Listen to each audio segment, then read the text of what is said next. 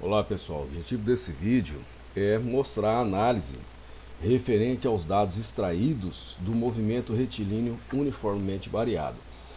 Então aqui na tela nós temos o programa SciDavis e aqui são os dados, conforme vocês podem olhar no vídeo anterior, os dados que foram importados lá do tracker.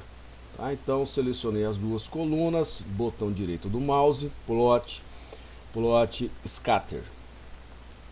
Então aqui nós temos o gráfico relativo ao movimento analisado no vídeo anterior. Então o primeiro passo que nós temos que fazer é arrumar esse gráfico. Tá? Então nós vamos clicar em cima aqui desse número 20 duas vezes, abriu aqui as opções gerais do gráfico. Tá? Então perceba que ele começa em -5, tá aqui, ó. Então aqui from de, então vamos colocar aqui de 0 a 20. Então quando eu clico já observo uma modificação ali no gráfico. Tá? Então isso aqui eu também vou fazer para a parte de baixo do gráfico, para ele começar em 0. Aplico, olha lá, já dá uma outra cara para o gráfico.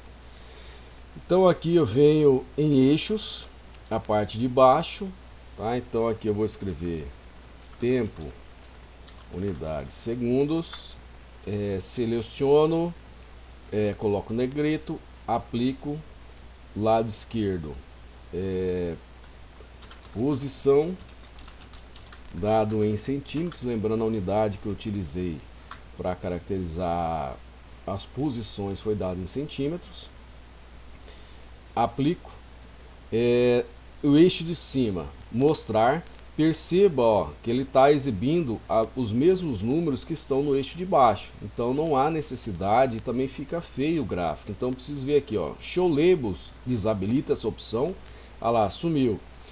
Essas linhas estão para fora, eu vou colocá-las para dentro. Então aqui, ó, Major Tickets, interno, Minor Tickets, interno também. Aplico.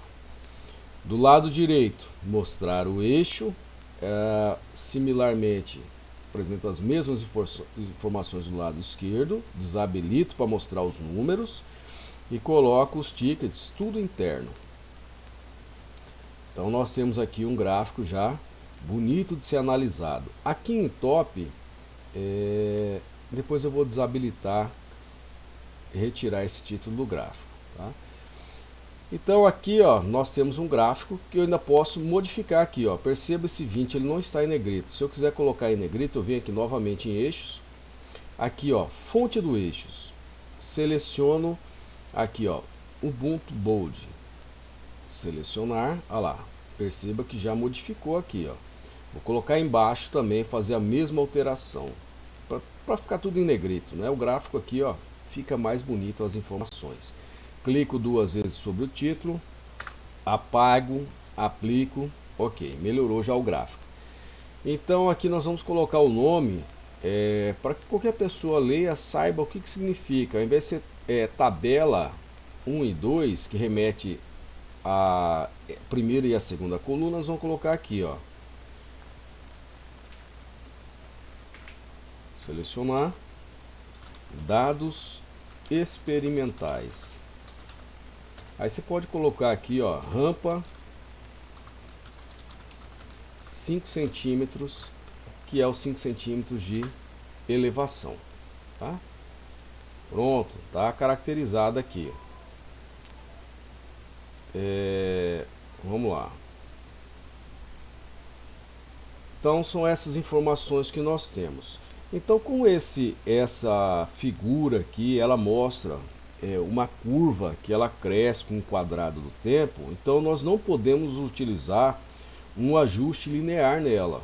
Tá? Então nós vamos utilizar o que? Um polinômio de segunda ordem para analisar. Então aqui, ó, nos vídeos anteriores a gente utilizou linear. Então fit polinomial. Então ele vai abrir uma tela aqui, ó, e nós temos a ordem do polinômio. Ele já dá ordem 2 e ele vai pegar os pontos mínimos e máximos para traçar. Se vocês quiserem colocar, por exemplo, já a fórmula, a equação matemática que ele vai dar para esse polinômio, é só selecionar essa caixa de diálogo aqui e mando ajustar. Tá? Então aqui perceba que nós temos uma linha em vermelho que representa o ajuste teórico. Então Polyfit 1. Então eu vou escrever aqui, ó, nessa legenda, ajuste teórico. E mando aplicar. Tá? Então aqui do lado direito nós temos o log dos resultados e nós temos as informações que falam a respeito da equação do movimento. O que eu preciso observar aqui? Eu preciso montar a equação. A função é justamente essa daqui, A0, A1 vezes x, mais o A2 vezes o x ao quadrado.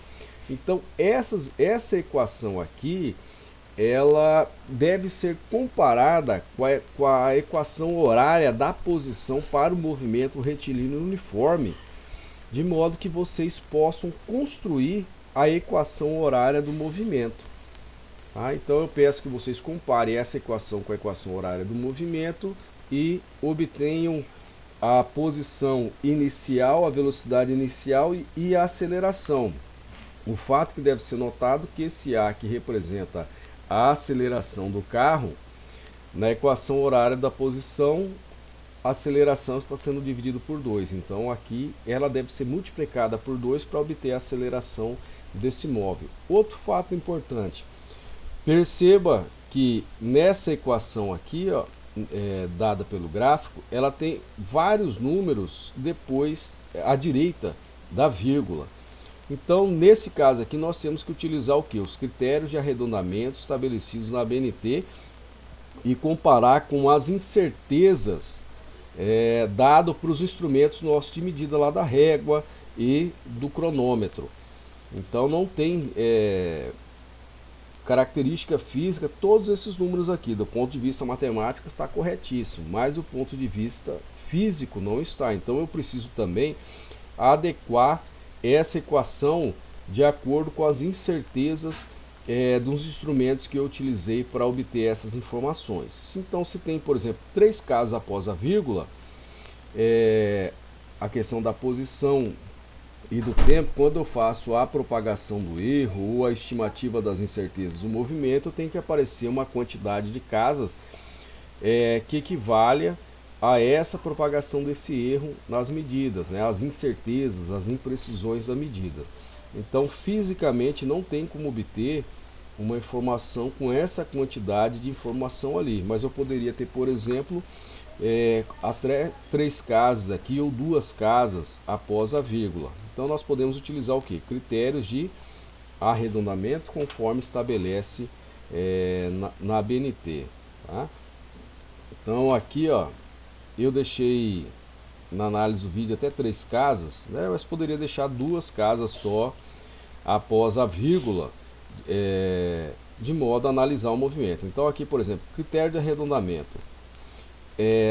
Esse número aqui é 6, aqui é o 7. Então eu preciso arredondar para o próximo número significativo. Então que seria o 7. Aqui o 6 para o próximo número significativo. Então aqui viria para o 7. O 0 para baixo. Então seria essa a equação do gráfico, que eu teria um significado físico. Tá? Então nós temos o gráfico aqui. Só tomar um cuidado aqui com Cy Davis, que nessas versões que ele tá, quando você seleciona aqui, muitas vezes ele fica marcado e vocês estão exportando a figura, tá aparecendo com essa parte aqui em azul. Tá? Então seleciona, por exemplo, um ponto aqui. Viram como é que eu fiz aqui? Vamos lá de novo. Ó, posição. Eu clico aqui em cima do eixo uma vez. Vamos lá. Tá? Selecionou essa caixa, clico aqui nessa parte em branco, ele desmarca. Tá? Então vamos aqui gerar uma figura, exportar a figura, gráfico corrente. Vou colocar um nome aqui, de modo que eu possa identificar na hora de abrir. Vou colocar aqui aceleração, 5 centímetros. Estou exportando aqui no formato JPEG. Salvei lá na pasta documentos. Vou abrir a pasta documentos. Vamos ver aqui. Aceleração. Aqui, achei. A figura. Então perceba, ó, uma excelente figura não tem aquelas marcações em azul, conforme eu tenho visto em alguns relatórios. Então aqui temos dados experimentais, rampa 5 centímetros, logicamente deve ser caracterizado no corpo do texto do relatório, falando que esse gráfico representa, esta figura mostra a posição em função do tempo para o móvel, cujo a rampa tem uma inclinação de 5 centímetros em relação ao solo. Então, essa figura de linguagem deve ser utilizada nos relatórios de vocês para poder caracterizar essa figura. Tá? Pode colocar mais algumas informações também. Tá? Esse é apenas um exemplo. Então, nós vamos finalizar esse vídeo aqui e teremos mais discussões a respeito do movimento retilíneo uniformemente variado, do retilíneo uniforme, em sala de aula.